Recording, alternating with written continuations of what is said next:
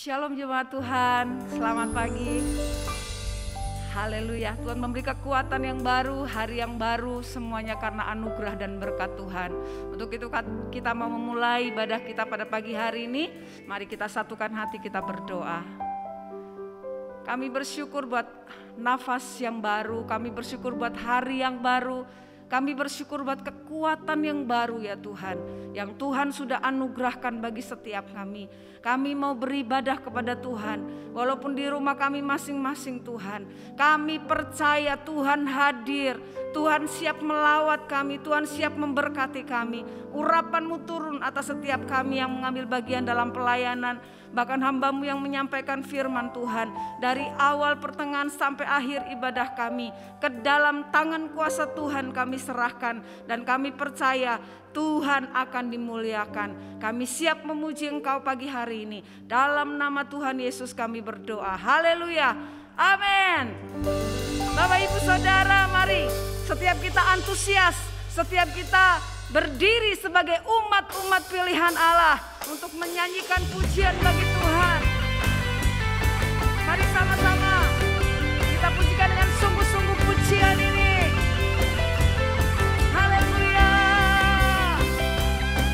Kami percaya Tuhan, kami umat-umat-Mu, bawa pujian nyanyian kami kepadamu. Haleluya. Yes. Berdiri sebagai umat pilihan, meninggikan panji Tuhan.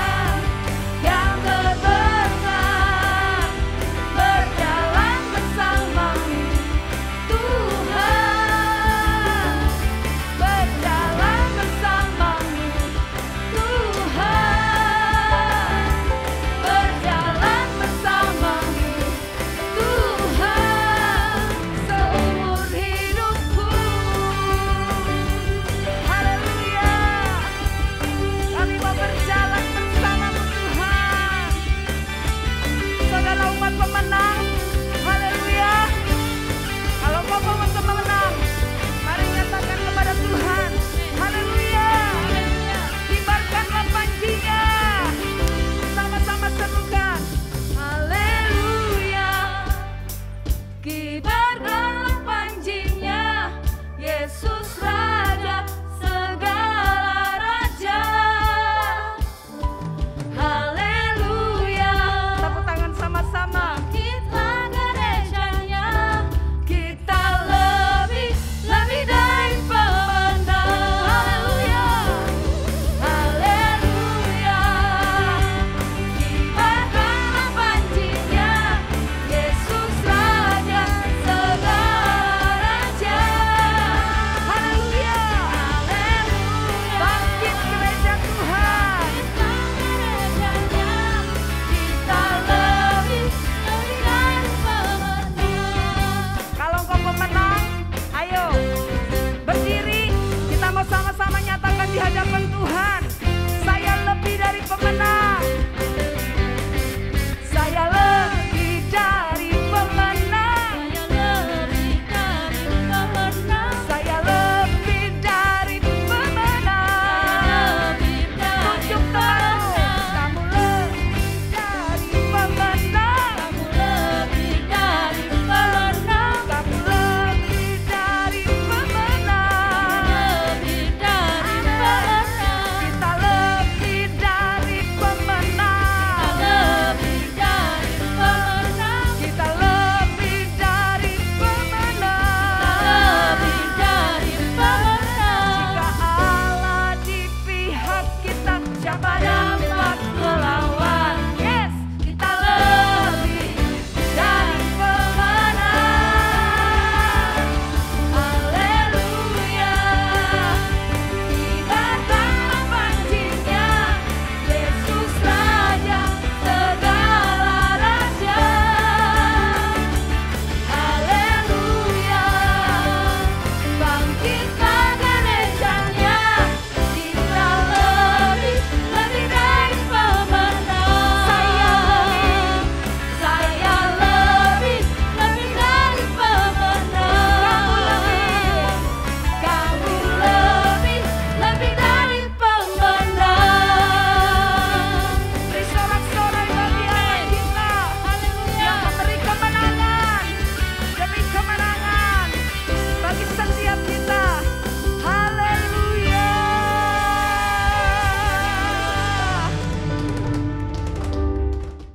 Si Tuhan, kami ada pada saat ini karena Tuhan belum selesai dengan hidup kami. Kami percaya Tuhan, hidup kami untuk mengenapi setiap kebenaran-kebenaran firman-Mu. Ya, hidupku menggenapi firman-Mu. Tanda mujizat sertai tiap langkahku. Kau bersamaku di dalamku, jadi bukti kebesaran-Mu. Tuhan, Engkau sempurna. Tuhan, Kau sempurna dalam rencana-Mu dan karya-Mu. Ku serahkan hidupku, murnikan dengan Roh-Mu.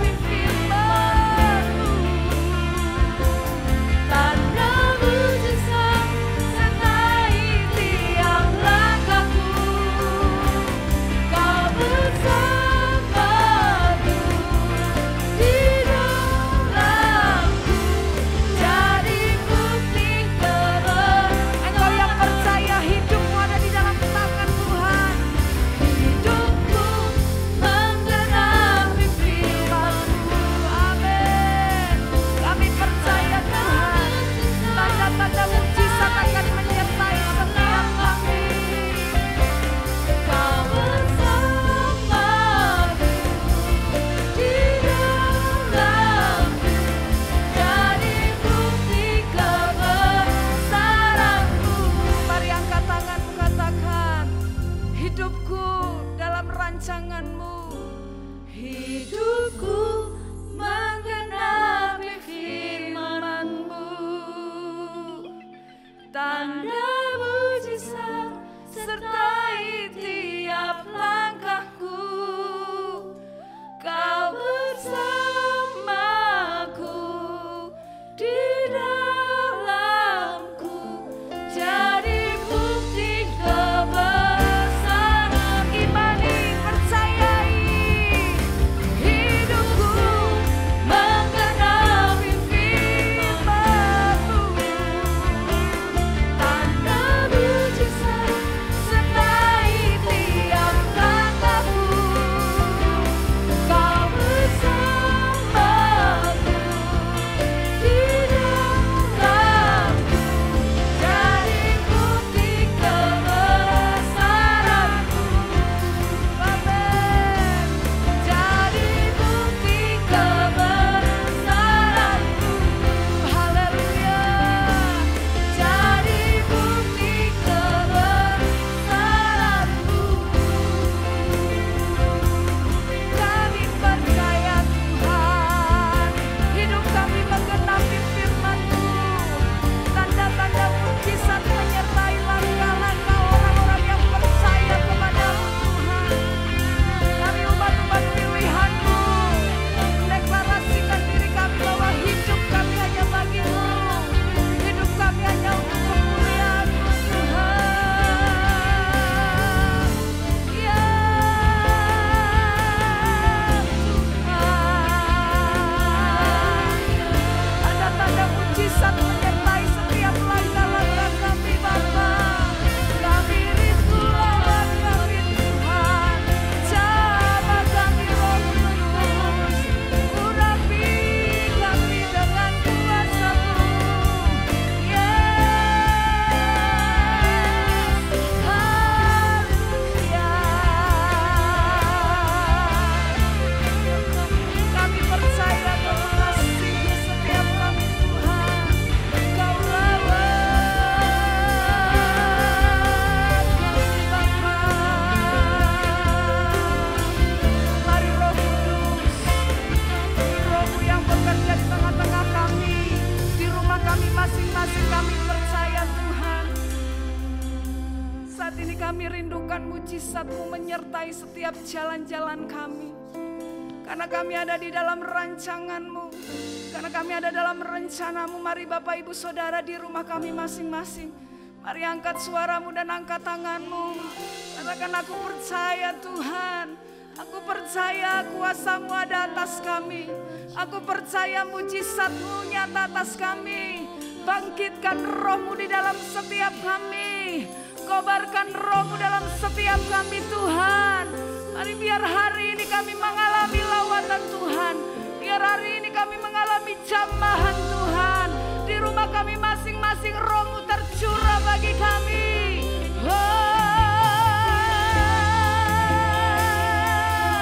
Bangkitkan aku Tuhan.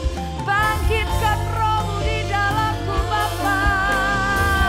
Jamah-jamah kami Tuhan. Lawan umat-Mu Bapa. Tiada satu orang pun yang Kau lewatkan bagi hari ini Tuhan.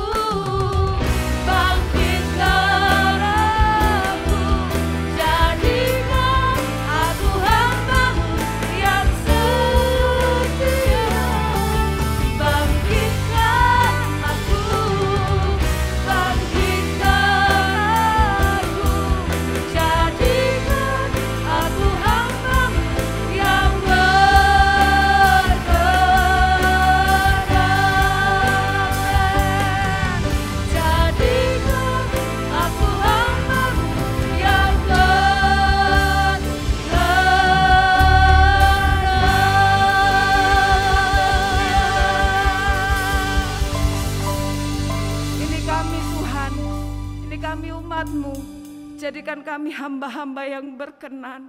Jadikan kami hamba-hamba yang mengasihi Tuhan. Kami mau siapkan hati kami mendengar kebenaran firman-Mu. Biar tanah hati kami menjadi tanah yang subur untuk ditaburi oleh firman-Mu. Dan jadikan kami pelaku-pelaku firman-Mu ya Tuhan.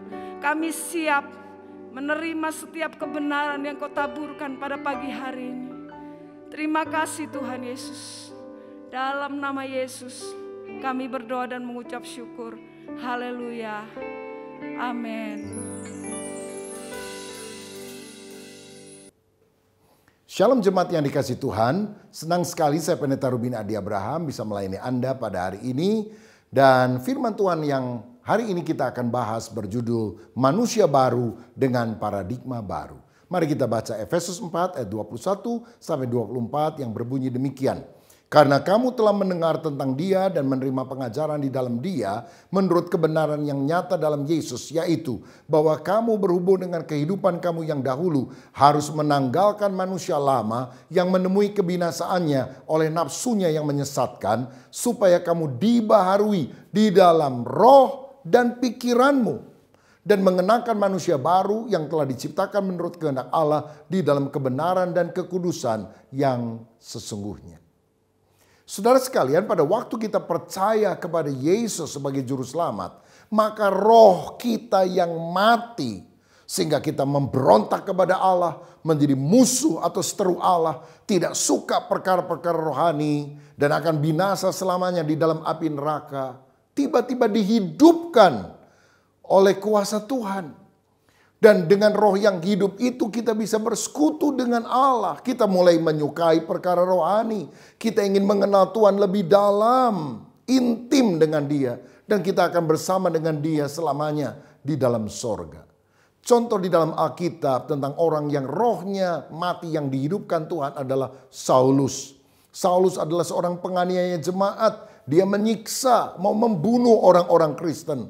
Karena rohnya mati, dia pikir dia melakukan sesuatu yang baik. Pada itu sesuatu yang jahat di mata Tuhan. Tapi kemudian Tuhan menampakkan diri dalam cahaya yang menyilaukan mata. Saulus bertobat dan akhirnya namanya menjadi Paulus. Seorang rasul Allah yang menanam banyak gereja. Menulis hampir setengah kitab perjanjian baru. Kenapa perubahan radikal ini terjadi? Karena kelahiran baru atau pembaharuan rohani yang dikerjakan Roh Kudus telah dia alami di dalam hidupnya. Dalam 2 Korintus 5 ayat 17 dikatakan, jadi siapa yang ada di dalam Kristus, ia adalah ciptaan yang baru. Yang lama sudah berlalu, sesungguhnya yang baru sudah datang.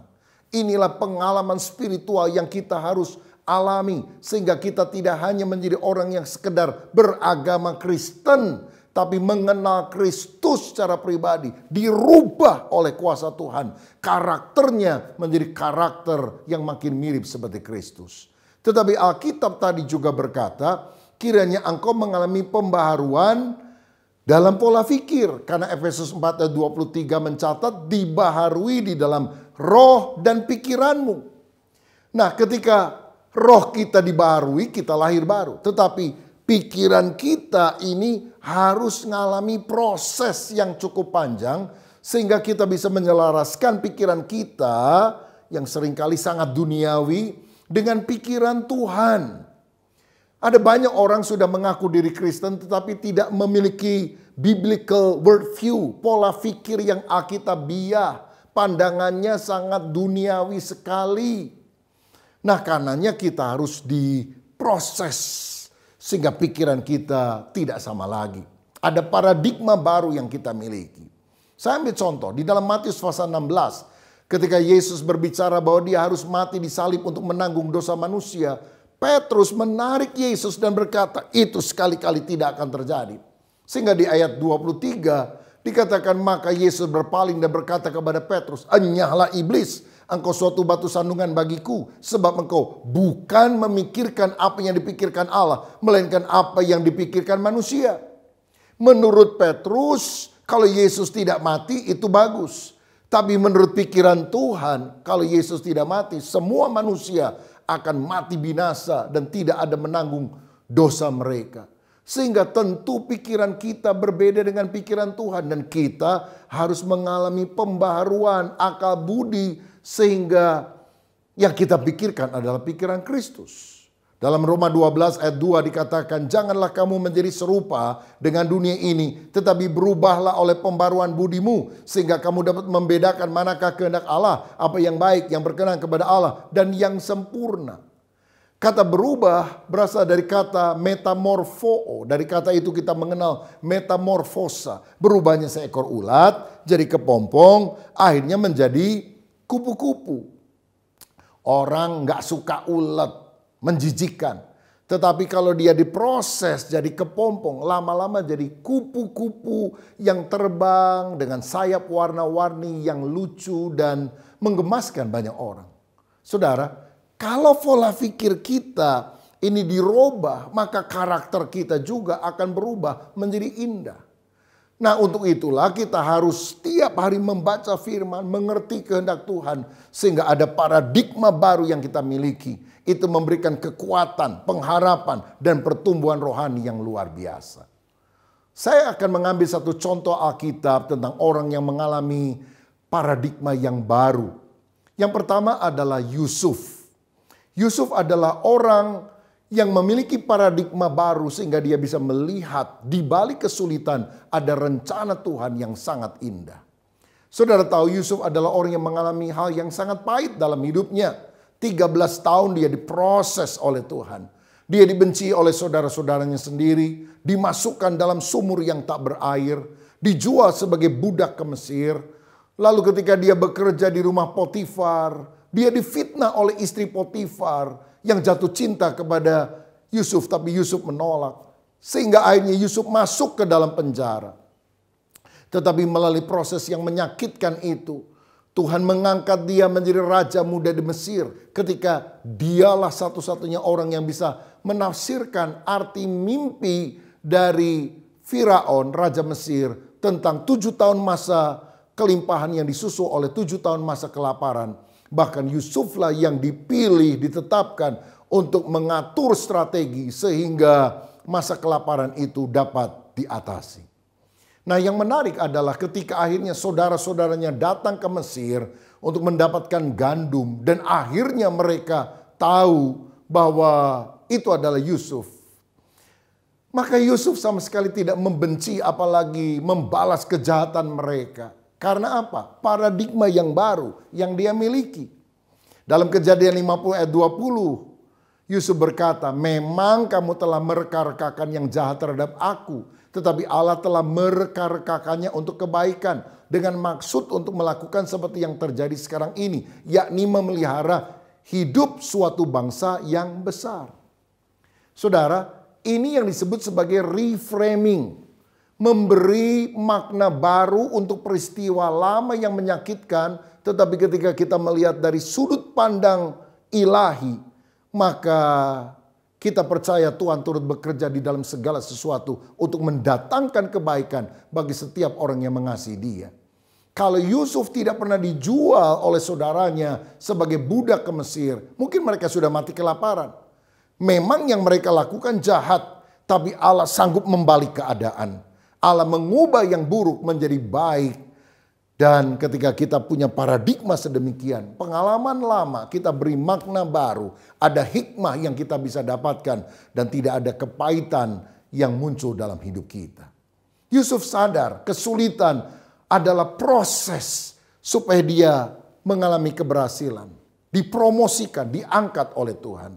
Bahkan lewat kesulitan itu karakternya juga berubah.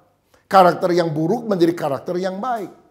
Dulu Yusuf adalah seorang anak manja, suka mengadukan perilaku saudaranya kepada ayahnya. Dia juga besar mulut.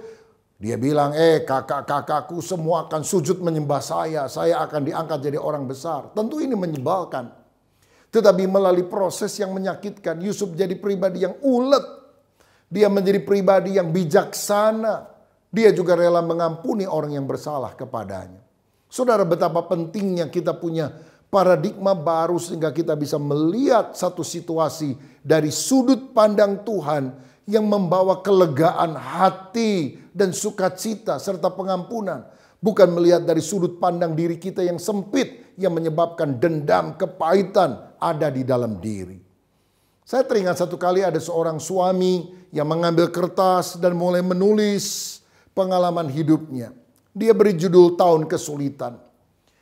Tahun ini saya harus dioperasi batu empedu dan saya terbaring cukup lama di rumah sakit. Tahun ini usia saya 60 dan saya harus keluar dari pekerjaan yang saya sukai. Pada tahun ini papa saya juga meninggal dan saya sangat sedih. Di tahun yang sama juga anak saya mengalami kecelakaan mobil sehingga kami membutuhkan biaya yang sangat mahal untuk perbaikan mobil tersebut. Oh, ini adalah tahun kesulitan. Saudara, rupanya setelah menulis itu dia capek, dia tinggalkan kertasnya di meja kerjanya, dia tertidur. Istrinya masuk dan melihat catatan dari suaminya itu. Lalu dia mengambil kertas kosong yang lain, dia menulis pengalaman suaminya menurut versi yang berbeda dengan paradigma yang baru. Tahun ini adalah tahun penyertaan Tuhan. Saya dioperasi batu empedu, tapi syukurlah saya tidak akan sakit lagi. Tahun ini saya pensiun, bersyukur saya sehat. Kini saya bisa fokus melakukan hobi saya, yaitu menulis. Karena saya ingin menjadi seorang penulis buku yang ternama. Tahun ini papa saya meninggal, tapi saya juga bersyukur karena usianya lanjut 95 tahun dan dia meninggal tanpa sakit yang berarti. Tahun ini mobil kami rusak karena anak kami mengalami tabrakan mobil, tapi untunglah dia bisa selamat. Uang bisa dicari, tapi bersyukur anak kami sehat. Ini adalah tahun penyertaan Tuhan. Saudara lihat, masalahnya sama. Situasinya tidak berbeda, tapi sudut pandang itu membuat orang menjadi discouraged, menjadi orang kecewa, lemah, ataukah orang menjadi semangat, bersuka cita. Itu tergantung dari sudut pandang kita. Jadi yang sangat penting adalah bukan berapa besar masalah yang kita hadapi, tapi bagaimana cara pandang kita menghadapi masalah tersebut. Ketika ada 12 pengintai disuruh melihat kondisi tanah Kanaan, 10 orang negatif. Punya paradigma lama, wah musuhnya besar, kami akan kalah, kami akan ditelan habis. Hanya Yosua dan Kaleb berkata, musuhnya memang besar, tapi Allah yang menyertai kita jauh lebih besar dari musuh kita. Kita akan menelan mereka sampai habis. Saudara-saudara, betapa pentingnya perubahan pola pikir ini. Jangan serupa dengan dunia, tapi berubahlah oleh pembaruan budimu. Change of your mind. Kalau saudara punya paradigma yang benar, iri hati, kepahitan di dalam hatimu akan berubah menjadi belas kasihan dan juga kesediaan untuk menolong orang lain. Saya pernah mendengar sebuah kisah, ada kakak beradik, dua-duanya perempuan, yang selalu bersaing karena apa? Dari sejak kecil, yang sulung ini tampaknya kurang dikasihi oleh papa dan mamanya. Adiknya lebih dikasihi. Jadi kalau mainan baru itu selalu dibelikan oleh orang tua untuk adiknya. Sedang kakaknya tidak pernah mendapatkan sesuatu yang baru dari orang tuanya. Nah, ketika dewasa si kakak dan adik sudah berumah tangga masing-masing. Dan si kakak ingin mencari kasih daripada papa dan mamanya. Lalu dia suka memasakkan untuk papa dan mamanya karena papa mamanya tinggal berdua. Dia suka datang juga membersihkan rumah. Dan orang tuanya bahkan ketika anak sulung ini datang seringkali tidak keluar kamar dan mengajak berbicara. Tetapi ketika si bungsu datang, wah mereka senang sekali ngobrol sama anak bungsu ini. Bahkan ketika mereka mau makan, mereka makan bertiga, suami istri dengan anak bungsu ini. Kakaknya yang sengaja datang untuk masak bahkan tidak diajak untuk makan bersama. Sampai satu kali si sulung bertanya dengan berurai air mata kepada pendeta, "Pak, kenapa Tuhan izinkan ini terjadi?" Pendetanya juga bingung. Lalu dia tanya, "Kamu anak angkat atau anak kandung?" "Anak kandung, Pak." "Wah, kok bisa gitu ya orang tua?" "Saya juga heran, Pak," kata si anak ini. Tiba-tiba pendeta dapat hikmat dari Tuhan. "Oke, saya mau tanya, bagaimana kondisi keluargamu?" "Ya fine lah, saya punya seorang suami, punya 2 orang anak, ya kadang ada pertengkaran. Tapi sejauh ini kami bisa mengatasinya kok. Dan kami juga kan suka bergereja di tempat ini dan Bapak tahu kondisi kami. Oh ya, kalau adik kamu gimana? Saya tidak pernah lihat adik kamu. Adik saya memang tidak suka ke gereja dan dia sudah 2 kali menikah, bercerai. Dan sekarang dia juga sedang dalam pertikaian hebat dengan suaminya dan saya khawatir dia akan bercerai lagi. Kira-kira kenapa ya hal itu terjadi, kata si pendeta. Mungkin karena dia terlalu dimanja oleh orang tua kami, dituruti apa saja yang dia mau. Sehingga dia seperti ratu. Dan ketika suaminya tidak bisa memenuhi keinginannya, wah, masalah muncul. Dia orangnya egois, keras kepala, suka bertengkar dengan siapa saja. Dan pendeta itu tanya, kalau seandainya kamu dibesarkan dengan cara demikian, kamu yang dimanja, kira-kira keluargamu, hidupmu sekarang akan lebih bahagia atau tidak? Tiba-tiba si kakak sulung ini berpikir, oh, saya nangkep Pak Pendeta. Saya ngerti. Walaupun saya kelihatannya tidak dikasih oleh orang tua, saya mengerti mengapa hal semacam ini terjadi. Sebab kalau saya terlalu dimanja, mungkin saya nasibnya akan seperti adik saya. Sejak hari itu pikirannya berubah. Bahkan dia punya belas kasihan kepada adiknya, ingin menolong adiknya. Supaya adiknya juga tidak terus mengalami kehancuran di dalam keluarganya. Bukankah ketika pola pikir kita berubah, kepahitan dicabut, diganti dengan belas kasihan dan kerinduan untuk menolong orang lain. Saya berdoa supaya saudara mendapatkan paradigma yang baru. Karena engkau adalah ciptaan baru, manusia baru di dalam Kristus. Contoh tokoh lain dalam Alkitab yang saya juga akan bahas adalah Paulus. Dia adalah orang yang punya paradigma baru sehingga dia bisa melihat dirinya sebagai ciptaan yang baru dalam Kristus. Dalam Filipi 3 ayat 7 dan 8 dia berkata, tetapi apa yang dahulu merupakan keuntungan bagiku sekarang kuanggap rugi karena Kristus. Malahan segala sesuatu kuanggap rugi karena pengenalan akan Kristus Yesus, Tuhanku lebih mulia daripada semuanya. Oleh karena dialah aku telah melepaskan semuanya itu dan menganggapnya sampah. Supaya aku memperoleh Kristus. Saudara tahu apa yang dahulu dibangga-banggakan oleh Rasul Paulus, yaitu jabatannya sebagai orang Farisi, fasilitas-fasilitas yang dia dapatkan, kegiatan agamawinya untuk menangkap orang-orang Kristen, memanjarakan dia. Sekarang dia anggap sebagai sampah. Karena dia sadar pengenalan akan Kristus yang telah menyatakan diri kepadanya jauh lebih hebat daripada kemegahan duniawi yang kemudian dia tinggalkan. Nah, paradigma lama yang dimiliki oleh Paulus yang pertama adalah saya orang berdosa. Tetapi paradigma baru yang kemudian dia dapatkan, saya orang benar, saya orang kudus. Memang ketika Saulus melihat Kristus, dia sadar betapa hancur hidupnya, berdosanya dia. Karena dia menganiaya Kristus dan jemaat. Tetapi melalui penerimaan Kristus, dia sadar dia sudah dibenarkan, dia sudah dikuduskan. Karena dia adalah ciptaan baru dalam Kristus. Saya mau katakan, engkau akan sulit bertumbuh secara rohani. Dan engkau akan selalu merasa tidak dikasih Tuhan. Kalau engkau selalu berpikir, saya orang berdosa, saya tidak layak. Memang tidak seorang pun layak. Memang kita adalah orang berdosa. Tapi bukankah ketika kita percaya kepada Yesus, Tuhan sudah menyucikan kita, mengampuni segala dosa kita. Sehingga kita menjadi manusia baru. Dalam Galatia 2 ayat 16 dikatakan, kamu tahu bahwa tidak seorang pun yang dibenarkan oleh karena melakukan hukum Taurat. Tetapi hanya oleh karena iman dalam Kristus Yesus. Ketika kita percaya kepada Yesus, kita dibenarkan.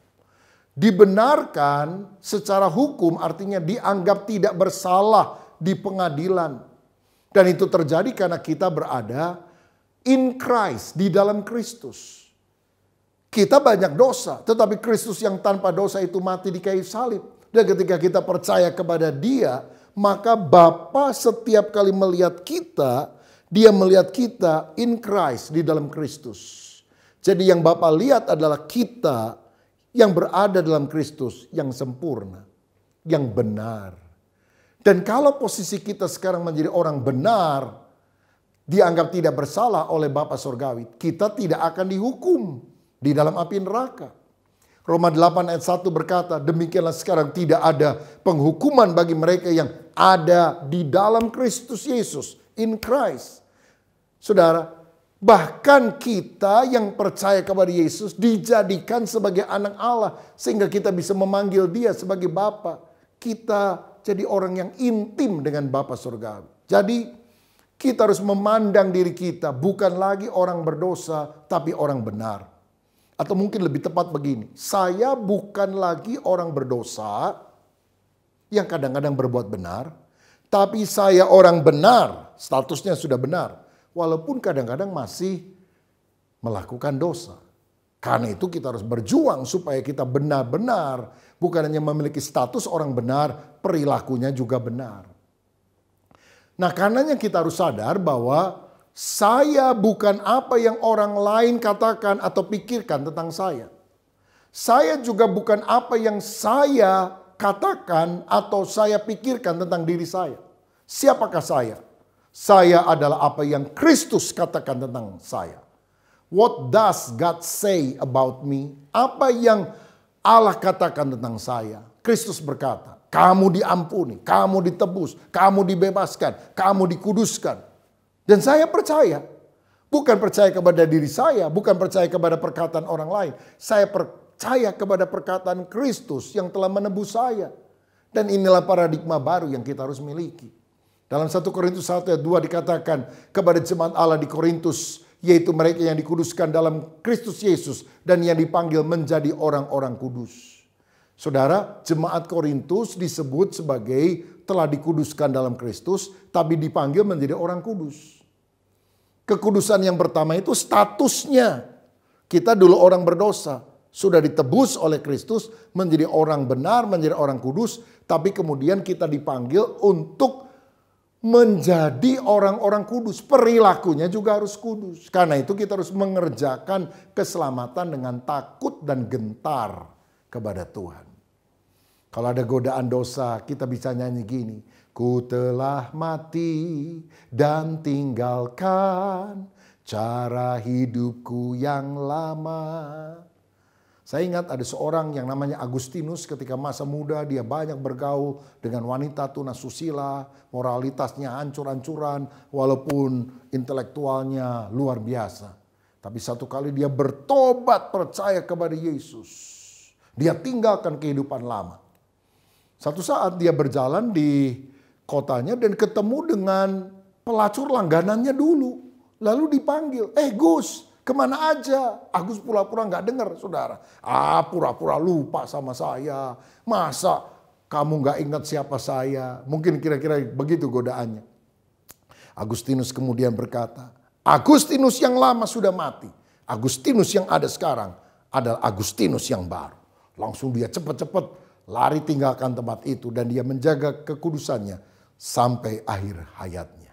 Saudara, kita harus memandang diri kita bukan lagi orang berdosa, hamba dosa, budak dosa yang selalu jatuh di dalam dosa. Aku adalah ciptaan baru dalam Kristus. Aku sudah dibenarkan, aku sudah dikuduskan. Karena itu aku berjalan di dalam kekudusan dan kebenaran Kristus yang telah rela mati untuk menebus dosaku. Haleluya. Nah, paradigma lain yang juga dimiliki oleh orang percaya seperti Rasul Paulus, paradigma lamanya adalah tujuan ibadah adalah menjadi orang beragama. Sedangkan paradigma baru, tujuan ibadah adalah menjadi orang rohani seperti Yesus. Saya ajak saudara melihat perbandingan yang kontras antara agamawi dan rohani. Jangan jadi orang agamawi, cuma sekedar religius. Tapi jadi orang rohani, spiritual. Orang yang agamawi itu mengedepankan aturan. Aturan agamanya mesti gini. Do this, do that. Lakukan ini, lakukan itu. Sedangkan orang yang rohani, Yesus berkata, already done. Aku sudah melakukan bagimu. Sehingga keselamatan kita sudah dijamin. Dan dasarnya untuk kita melakukan ketaatan kepada Tuhan karena cinta kepada Kristus. Jadi kalau orang agamawi bilang begini, kalau kamu mau jadi orang yang benar, tiap hari mesti baca 4 pasal Alkitab. Doa minimal sejam, awas kalau enggak, kamu enggak berkenan kepada Tuhan. Tapi orang yang Dasarnya cinta kepada Tuhan karena rohani. Karena dia mencintai Tuhan, dia membaca Alkitab karena cinta, bukan karena aturan. Sehingga tanpa terasa sekian pasal Alkitab, sekian jam dia lalui di dalam hadirat Tuhan. Orang agamawi melakukan sesuatu karena takut dihukum Tuhan.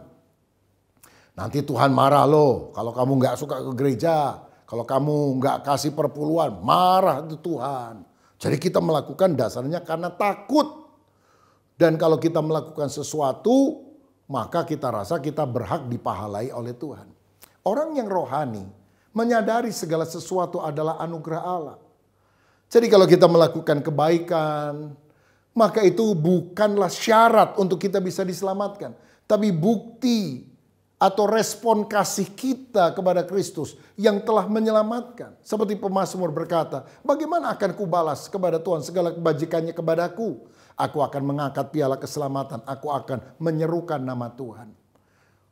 Orang yang sadar akan kebaikan Tuhan, menjaga diri dalam kekudusan, lalu dia akan bersaksi.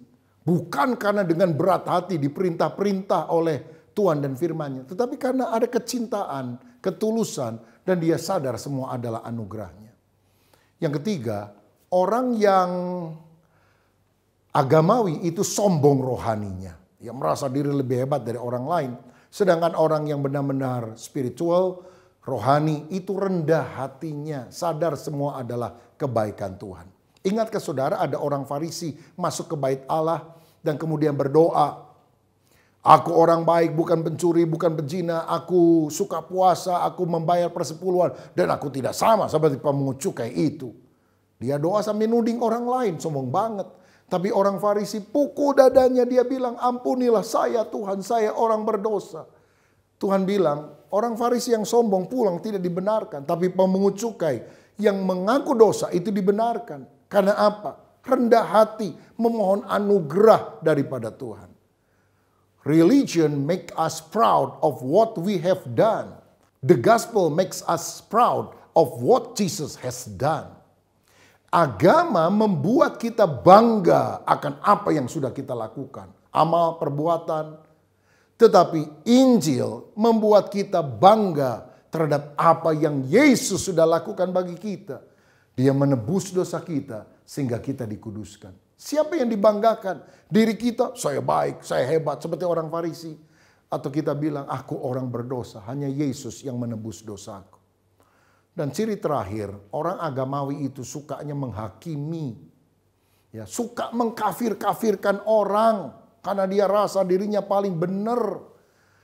Bukan hanya orang yang berbeda agama, orang yang satu agama juga dikafir-kafirkan. Kalau pandangan orang itu berbeda dengan pandangannya. Seakan-akan dialah Tuhan yang paling suci, paling hebat. Sedangkan orang yang benar-benar rohani, itu bukan punya roh penghakiman, tapi roh belas kasihan. Dan ada kerinduan untuk menolong orang lain lepas dari dosanya.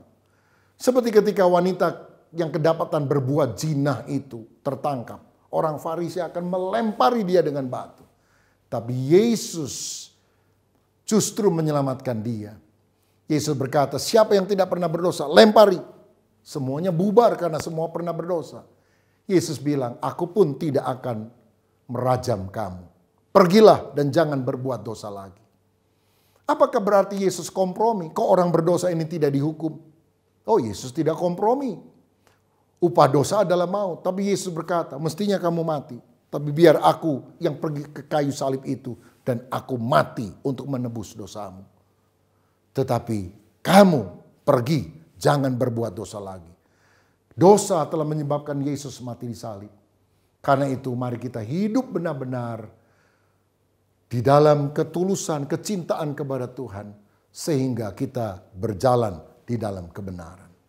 Orang yang rohani bisa membedakan antara dosa perbuatannya dengan orangnya. Yesus membenci perbuatan dosa. Tapi dia mengasihi orang berdosa. Dan Yesus ingin orang itu bertobat sehingga diampuni. Saudara sekalian, kasih dan pengampunan kepada orang yang mau bertobat ini ditunjukkan bukan hanya kepada wanita yang berbuat zina. Tapi ketika penjahat disalib Yesus, satunya bertobat dan berkata, ingatlah aku ya Tuhan. Yesus berkata, hari ini kau bersama dengan aku di Firdaus. Bukan penghakiman.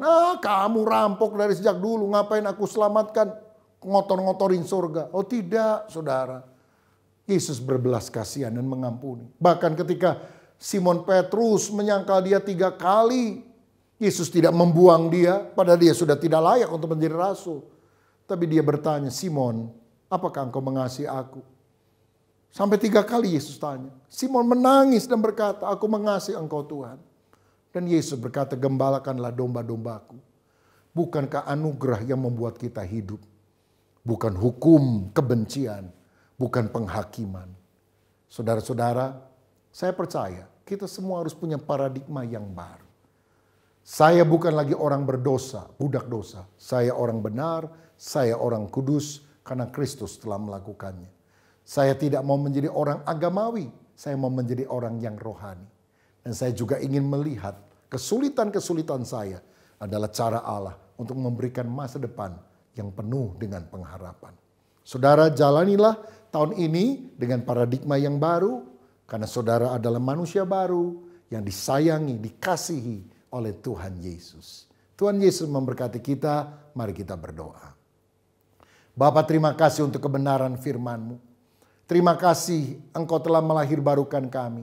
Kami menjadi manusia baru. Yang lama sudah berlalu. Sifat yang buruk disingkirkan. Karakter Kristus ada dalam hidup kami. Dan biarlah pembaruan itu juga Tuhan lakukan di dalam pikiran kami. Akal budi kami. Sehingga kami punya paradigma yang baru. Kami melihat tantangan adalah proses untuk kami mengalami kasih Tuhan yang lebih besar. Dan masa depan yang lebih gilang gemilang. Kami juga melihat diri kami bukan sebagai manusia lama, tetapi sebagai manusia baru di dalam Kristus yang berjalan di dalam kekudusan, mengerjakan keselamatan dengan takut dan gentar. Berkati anak-anak-Mu yang telah menerima kebenaran firman-Mu, supaya kami makin hari makin bertumbuh di dalam anugerah, bertumbuh di dalam paradigma yang baru, bertumbuh sebagai manusia baru yang telah mengalahkan manusia lama. Berkat-Mu atas kami dalam nama Yesus. Haleluya. Amin. Tuhan Yesus memberkati.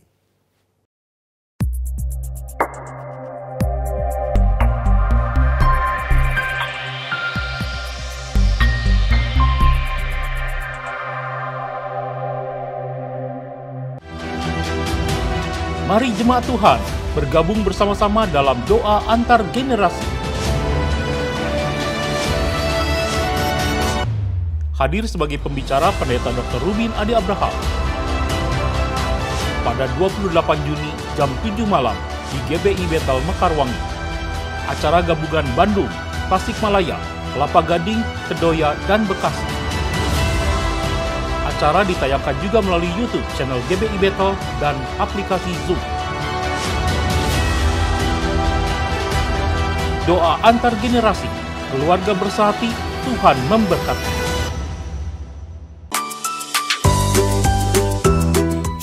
Papa dan Mama, Bethel Kids Ministry punya kabar gembira nih buat kita semua. Kita akan membuka ibadah Bethel Kids untuk kelas balita, kelas kecil, dan kelas besar sebanyak 2 kali ibadah, yaitu jam 8.30 dan 10.30. Ibadah ini akan dimulai pada tanggal 3 Juli 2022. Jadi, buat Papa, Mama, dan adik-adik yang udah kangen banget sama ibadah kids, kakak-kakak mau ajak kalian semua untuk beribadah sama-sama lagi. Catat waktu dan tanggalnya ya. See you!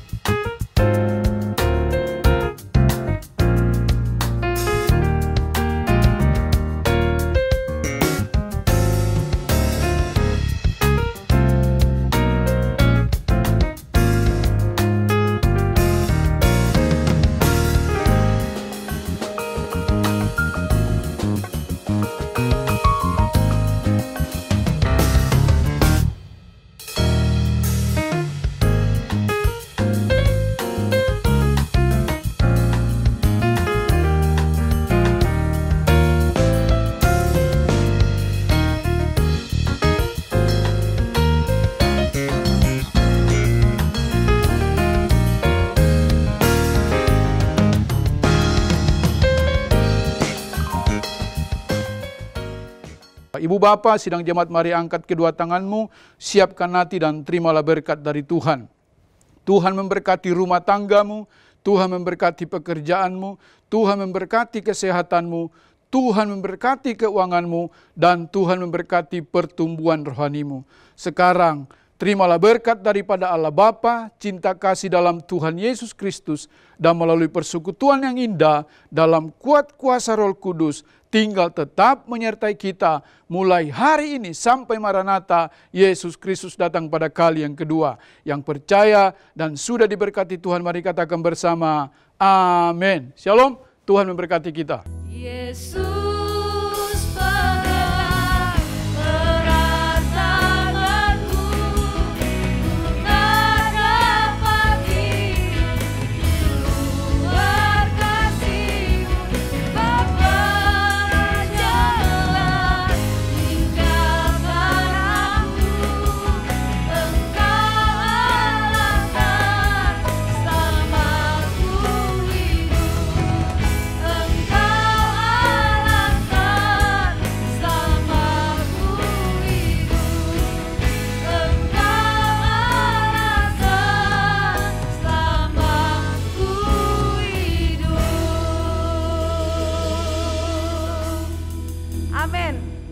Tuhan, selamat hari Minggu, selamat bersuka cita, Tuhan Yesus memberkati.